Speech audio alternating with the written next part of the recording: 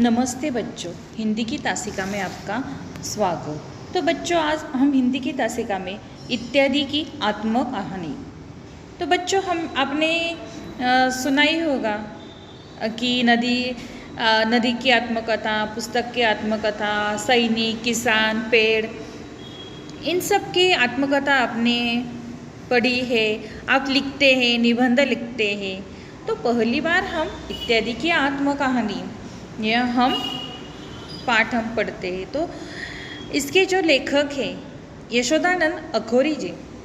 अखौरी जी, उनका परिचय जो है, अखौरी जी भारत मित्र, शिक्षा, विनोद, विद्या विनोद, पत्र पत्रिकाओं के संपादक रह चुके। आपके वर्णनात्मक निबंध विशेष रूप से पठनीय है। तो यह जो इत्यादि की आत्मकहानी वर्णनात्मक निबंध है, तो लेखक ने इत्यादि जो शब्द है, शब्द के उपयोग, सदुपयोग, दुरुपयोग के बारे में बताया है। तो यह जो हम देखते हैं कि शब्द समाज जो है, में मेरा सम्मान कुछ कम नहीं है। तो जैसे शब्द है, तो बहुत से शब्द समाज, शब्दों का संसार, शब्दों की दुनिया भर के भाषाओं ने जितनी भाषा बोली जाती है वह शब्द समाज, जो भाषा है, अलग अलग भाषा दुनिया भर में बोली जाती है, तो वह शब्द समाज में मेरा आदर है, सम्मान है।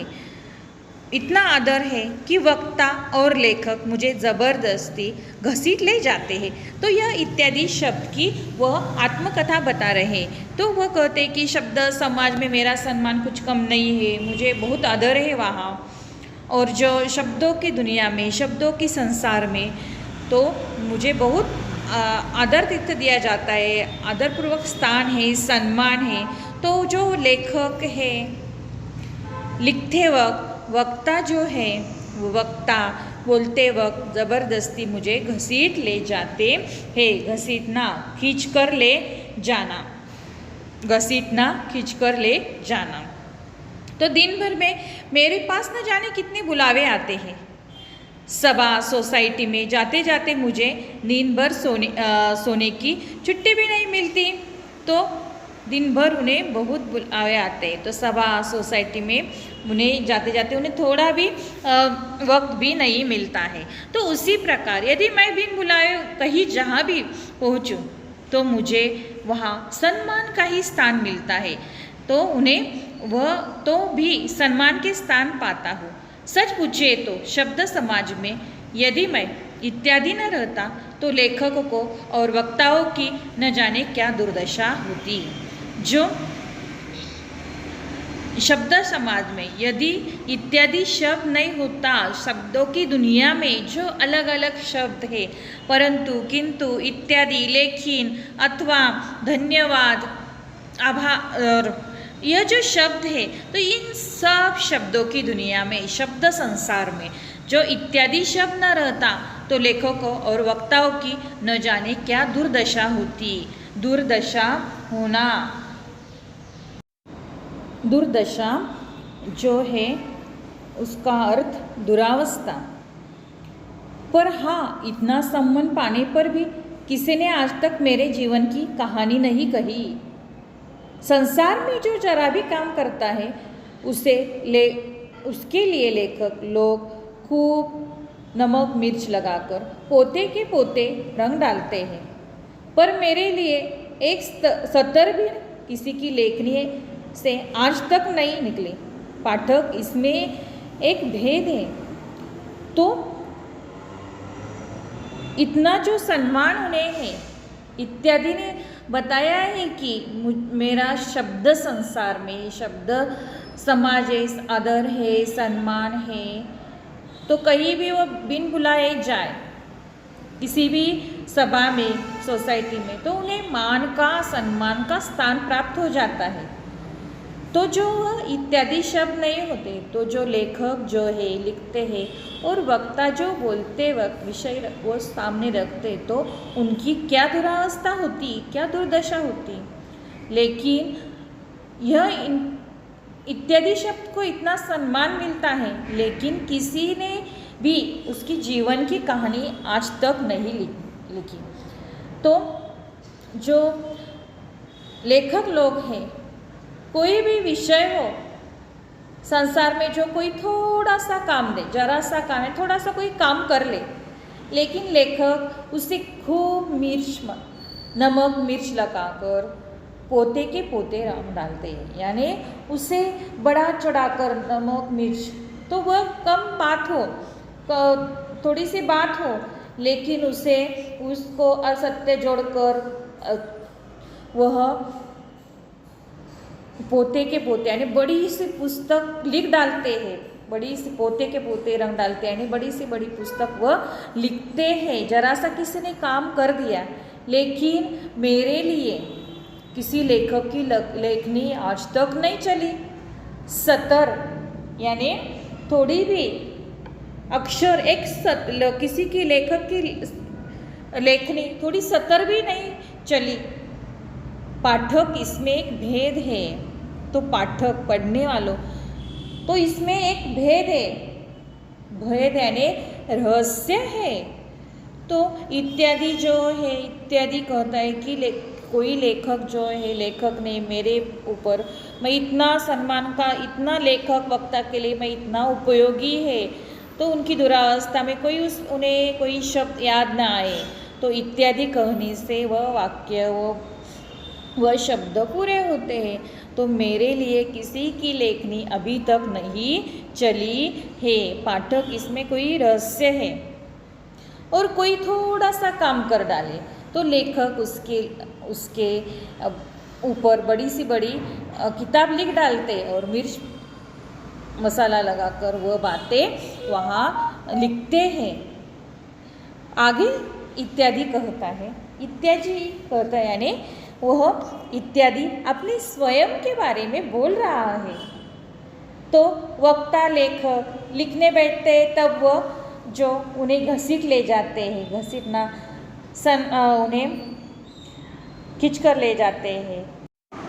यदि लेखक लोग सर्वसाधारण पर मेरे गुण प्रकाशित करते, तो उनकी योग्यता की कलई जरूर खुल जाती, क्योंकि उनकी शब्द दरिद्रता की दशा में मैं ही उनका एकमात्र अवलंब हूँ।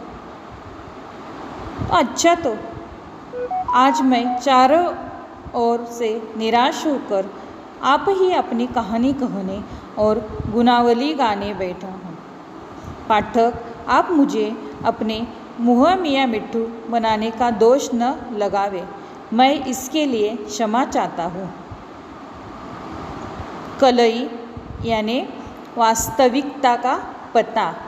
तो लेखक लोग सर्वसाधारण मेरे गुण प्रकाशित करते, तो उनकी योग्यता की कलई जरूर खुल जाती। तो उन्हें जो लिखते वक्त जो शब्द आते नहीं हैं, तो वह इत्यादि शब्द कहकर वह वाक्य पूरा करते हैं। तो उनकी योग्यता की कलई यानी वास्तविकता, योग्यता की वास्तविकता खुल जाती, यानी पता खुल जाना, पता चल जाता।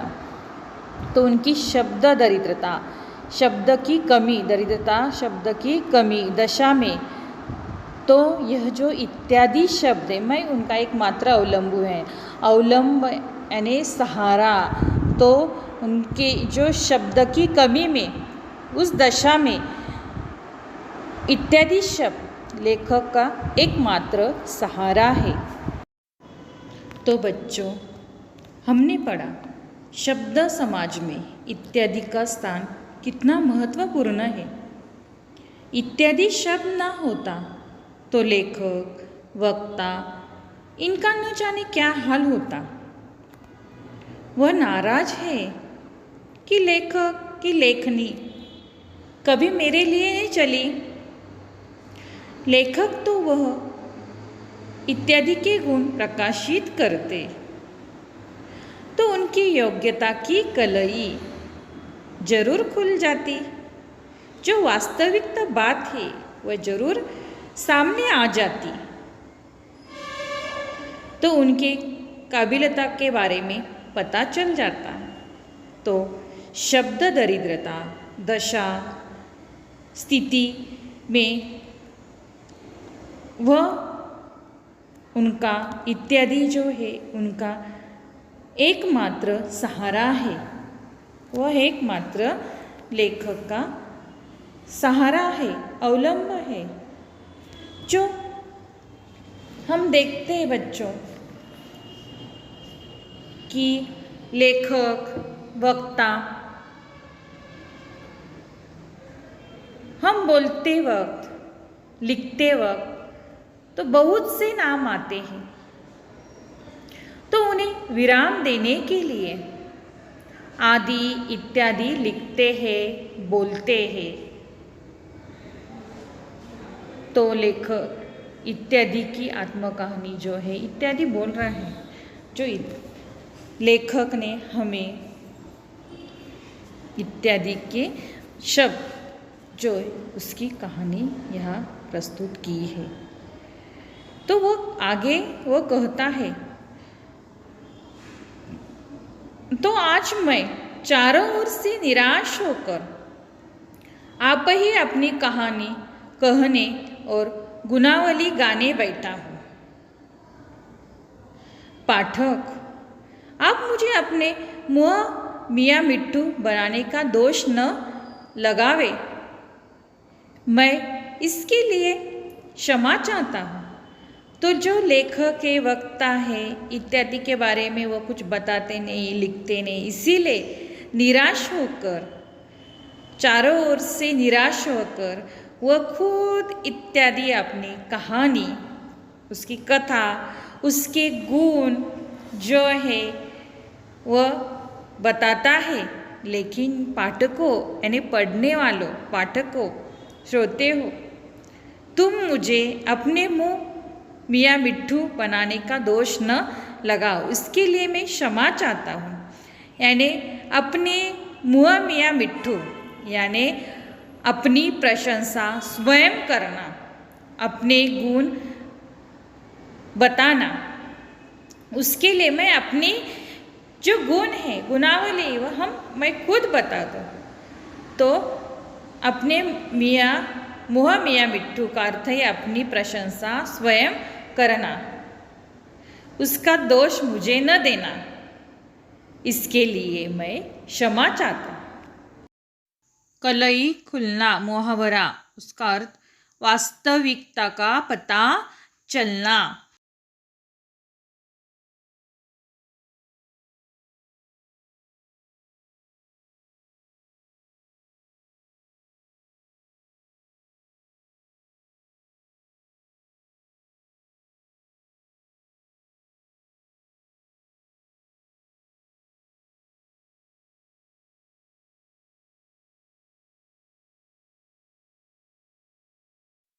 कुछ लोगों की आदत होती है, वे अपने तथा अपने उपलब्धियों के बारे में लोगों को बताने का मौका ढूंढते रहते हैं। मौका मिलने पर वे अपने मुंह से अपना गुणगान करने से नहीं चूकते।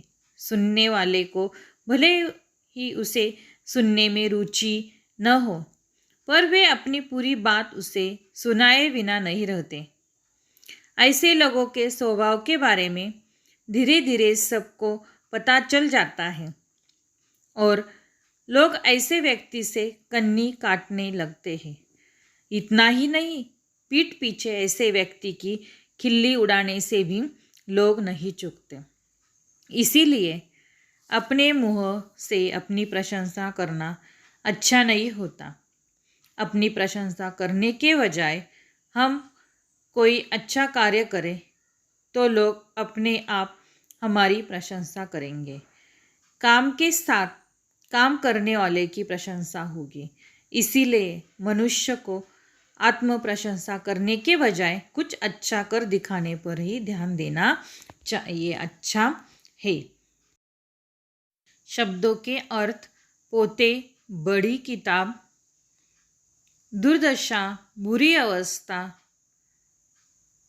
दुरावस्था, दरिद्रता, गरीबी, मती, तिथि, विचरना, घूमना,